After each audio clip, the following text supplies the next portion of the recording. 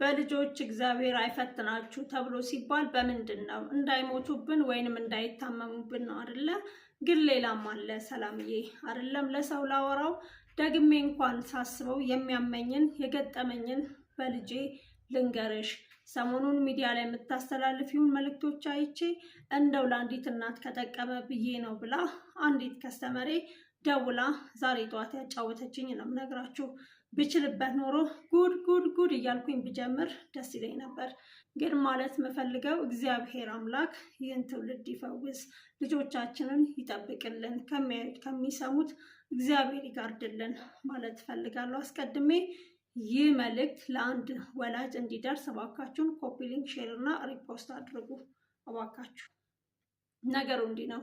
ልጄ 12 ዓመቷ ነው፣ 6ኛ ክፍል ናት። ልጁ ደግሞ 13 ዓመቱ 7ኛ ክፍል። በሰርቪስ አብረው ትምህርት ቤት ይሄዳሉ። አንድ ትምህርት ቤት ውስጥ ይማራሉ። ከመላመድ ከቆይታ ብዛት ይቀራረቡና እኛ ድሮ ጉርምስና ህይወት ላይ እያለን ቦይፍሬንዴ ወይንም ደግሞ ገርል ፍሬንዴ እንደምንባባለው እንደዛ የፍቅር ጓደኛ ሆነው ለካስ ይከርማሉ።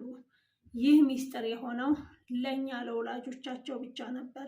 ለካሳ ሁሉም ሰው ያውቃል። ሁሌ ማታ ማታ ከ1 ሰዓት ጀምሮ እስከ ተወሰነ ሰዓታት ታጠናለች እምላት ልጄ በር ዘግታ ከልጁ ጋር ረጅም ሰዓት ስልክ ነው የሚያወሩት። ስልኩን የምታገኘው ከአጋዣችን አብራኝ ብዙ ዓመታትን ከኖረች ከአንድ አጋዣችን ነው። እሱንም ቴሌግራም ላይ አሳይመንት ልስራበት ስጪኝ እያለች ነው በየቀኑ ስልኩን የምትቀበላት። ወይ እሱ ይደውላል አሊያም ደግሞ እሷ ትደውላለች።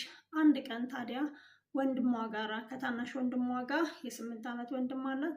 ከሱ ጋር ትጣላና እስከ ዛሬ ሚስጥሯ እንዳያወጣ ስደልለው ከርማ አንድ ቀን ይነግረኛል።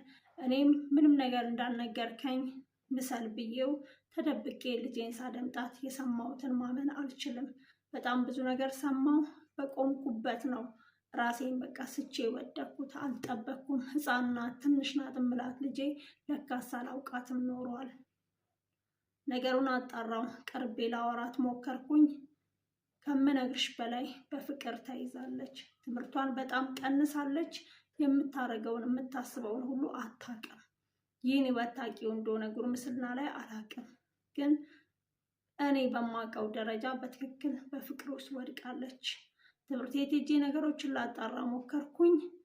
ምንም ነገር ሊነግሩኝ አልቻሉም። ምክንያቱም ምንም እንደማያውቁ ነበር ያሉኝ። ሁሉም ነገር ለማጣራት ሞከርኩኝ። የልጁን ስልክ ለማጣራት ሞከርኩኝ። ልጁ በእናቱ እጅ ነው የሚያድገው። ወላጅ አባቱ አሜሪካን ነው። ታብም ስልክም አለው። ስለዚህ በዛ ነው የሚጠቀመው። የኔዋ ግን በአጋዣችን ስልክ ነበር ስትጠቀም የኖረችው። ስለዚህ ከእናትየው ጋር ተገናኘን፣ ቁጭ ብለን አወራን። ለአባትየው ከነገርኩት ስለሚገላት ብዬ ሚስጥሬን በሆዴ ይዤ ልጄን ለወራቶች አክሜ ልጁንም እንደዛ ከእናቱ ጋር ተባብረን አክመን ከግማሽ ሴሚስተር አሁን የካቲት ላይ አስወጥቼ ሌላ ትምህርት ቤት አስገባዋት። አሁን ደህና ሆነች። ጸበልም ይዣት ከርሜ ነበር የመጣሁትኝ እና በዚህ እድሜያቸው ልጆች ብዙ ልምምድ አለ ከጀርባቸው። ፍቅር ምን ማለት እንደሆነ እኛ በማናውቅበት እድሜ እነሱ በፍቅር ተይዘዋል። ስለዚህ ልጆቻችንን ውሏቸውን እናጥና እንመርምር ስትል ዛሬ ጠዋት ነግራኝ በጣም ተገርሚያለሁ። ከዚህ በላይ ዲቴል ነው የነገረችኝ። ስለዚህ ሁልጊዜም ቢሆን ልጆቻችንን እንቅረብ። ስልክ ከየት ያምጡ፣ ምን ያምጡ፣ ከማን ጋር ያውሩ፣ ምንድን ነው የሚያወሩት፣ ምንድን ነው የሚያዩት፣ ምንድን ነው የሚያስቡት፣ ቀርበን እናውራቸው። ሳናውቀው ልጆቻችን ያለ እድሜ እየተበሉብን ነው ትላለች። በአጋዧም ላይ እርምጃ ወስዳለች። ቢያንስ ከ4 ዓመት በላይ አብሯት ኖራለች። ግን እኔ ሳላቅ ለምን ለአሳይመንት ነው ብትልሽም ለምን አልነገርሽኝም ብላለች። ግን ሚስጥሩን ደግሞ ስለምታቅ ነው ያባረርኳትኝ። ሚስጥሩን ታውቃለች። ሌላም ነገር ልጄ እያደረገች ብትሆን ተባባሪዋ ናት ማለት ነው ብዬ አስወጣኋትኝ። እንዲህ አይነት ድፍረት አልፈልግም ብዬ ከልጄ የሚበልጥ ነገር ስለሌለ አስወጣዋትኝ። እሷንም ጥፋቷን አውቃለች። ግን ደግሞ የሰማሁት ብዙ ነገር ስላለ ልምራት አልቻልኩኝም። ልጄ ሌላ ነገሩን ማርጋ ቢሆን ኖሮ ተባባሪዋ ነበር የምትሆነው።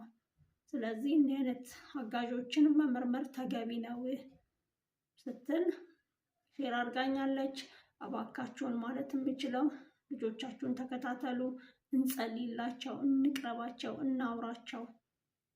ለማለት እወዳለሁ። እንደምታዩኝ ድምፄን በጣም ቀንሼ ነው የማወራው፣ ምክንያቱም ልጆቼ ሌላኛው ክፍል ናቸው እና ያሉት እንዲሰሙኝ እኔም አልፈልግም። እግዚአብሔር ብቻ ይርዳን ለማለት እወዳለሁ።